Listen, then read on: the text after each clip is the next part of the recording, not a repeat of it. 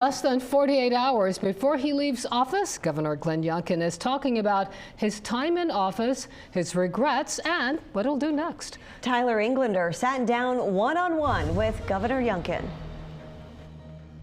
How are you feeling about your 4 years in office and the final couple of days that you have as governor of the Commonwealth of Virginia? Well, we're staying really busy right up until the end.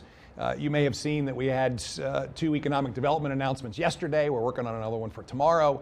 And I think that's reflective of what my reflections on the whole 4 years have been, which is we've been going hard every single day delivering for Virginians. If you could pick one, what do you think is the biggest success of your time leading Virginia? It's like asking me which one of my children I love most, Tyler. And I do firmly believe that it is the complete transformation that is most powerful.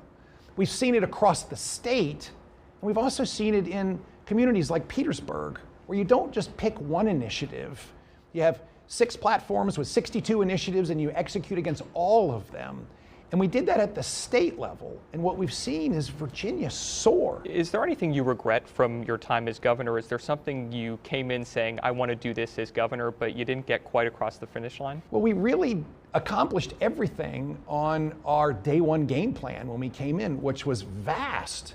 I do think that one of the more frustrating moments was not being able to deliver the sports stadium deal in Northern Virginia. I've been told by many it's the best sports stadium deal they've ever seen, and it was compelling. 30,000 jobs, $12 billion of economic impact. And I think that General Assembly, and particularly Democrat-led Senate, made a terrible decision to block that. In 2021, you were elected in large part due to education. Compared to the 2021-2022 SOL test scores, math scores for 4th and 8th graders are up in Virginia during your time in office. Reading scores have stayed relatively the same.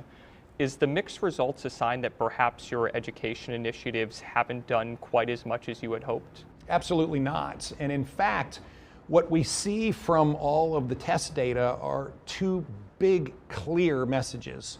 One, intense tutoring works. But we also know that you cannot recover years of learning loss in just 1 or 2 years.